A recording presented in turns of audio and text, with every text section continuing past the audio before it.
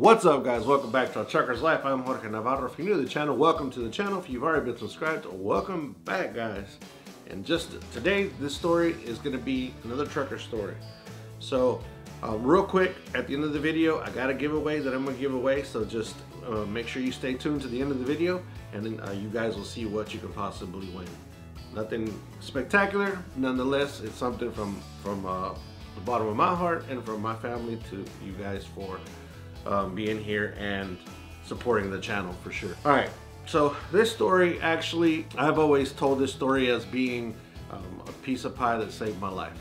And it's kind of, you know, it's a tragic ending for, you know, it's a tragic ending, okay? So anyways, so I was driving a Peterbilt 379 at the time, because this was long time ago. I'd been 4 years maybe into my career, and I was working for a company down in South Texas called USA Carriers Logistics, and we would drive, our loads would normally go from McAllen, the Valley area, Texas, up into Chicago, Wisconsin, Minnesota, those areas, and we'd go up and back, right? This particular night, I had been running with I think it was 4 trucks. Yeah, it was 4 trucks. So I had been running with these 4 trucks on 55 in Missouri for hours. We had been just following each other. You know, we got off of 40 together, and then we went off 55 together. We were booking it. I mean, I'm not even gonna lie, we were booking it. We were doing probably 80 miles an hour.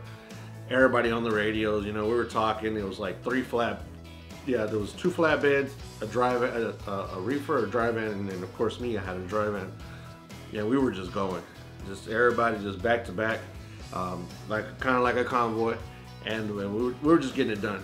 So this is something that never happens to me, and sometimes this is why you have to listen. This might sound a little funny, but this time I had to listen to my stomach, which is, you know, of course you guys know about me and I like to eat. But anyways, but this is something that I never would do. All of a sudden, you know, we were going, and I just got this craving. There was a Flying J coming up, and if you guys remember, those have been driving trucks for a long time, if you guys remember, the Flying J's used to have their own restaurants. Now it's mostly Denny's and what have you, but back in the days, they had their own restaurant, and they would give you these little vouchers every so often. They would send you these vouchers to your house. They most of the time totaled up to like 25 bucks. Back when the truck stops were cool. But anyways, so I knew I had a Flying J coming up, and I knew I had a couple of those coupons, and for some reason, I'm not even a big pie person, but I felt like eating a piece of pecan pie. Go figure, right? So, you know, we're still booking it, and then I come to the exit, and then I make a decision, like a split decision. I wasn't, you know, I was thinking about it, but then I was like, those moments that you get where you kind of like, you don't know what, you're indecisive, you know, you don't know what you're gonna do. But right as I got to the exit, I was the last truck, so I wasn't messing with anybody. Right when I got to the exit, I pulled off to, you know, I got off and told the guys, you know, be careful, God bless, have a safe trip, and I got off. They said the same back to me, back in the days when we used to really care more for each other than unfortunately we do now.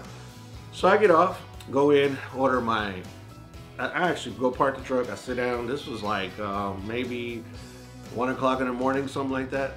So I park my truck, I go in, I order my pecan pie, my coffee, and that's all I eat. That's all I eat that day, and I finish up, you know, I pay and everything, and then I get back in the truck, get back on the road.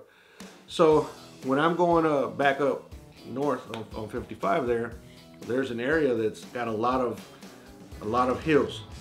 A lot of hills. It starts getting a little bit more mountainy, hilly, however you want to call it. So I was going up this one hill, and as I was coming around, I noticed there was a truck in the middle, and then there was 2 other trucks over on the right. And so I slow down, and as I'm coming in, I noticed that there was one that was upside down, which was one of the flatbeds. He was upside down, and I think he was driving a Peterbilt at the same time too.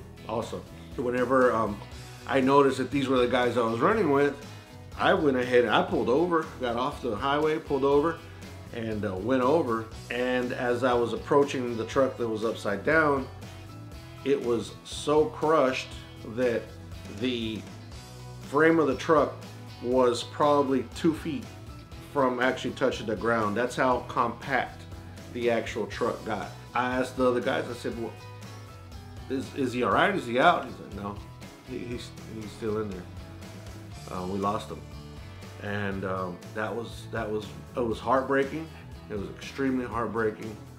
And at the same time, I looked up at God, or looked up at the sky, and I told God, you know, take him in your arms and welcome him into heaven, and also thank you so much for saving my life, for doing what you did, be able to get me off this road, off the situation that could have been potentially even dangerous for me. If I'm not mistaken, the truck that got flipped was actually the truck that was directly in front of me. So we could have all been involved, or at least him and I, and just it didn't happen that way. And God given me that urge to want to go eat this pie, which, like I say, guys, I don't normally even like to eat pie.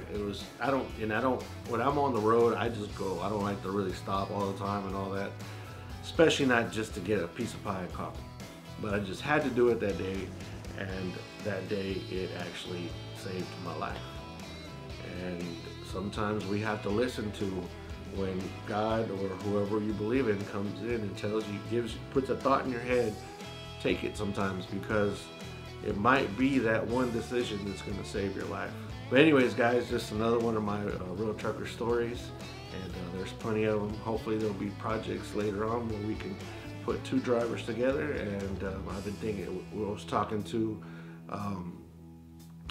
Big O, and he said that he was open to having a conversation like this, talking about stories and things about the trucking. So that should be cool. Hopefully that'll be coming up after this whole thing is all gone. Unfortunately, we're still dealing with it.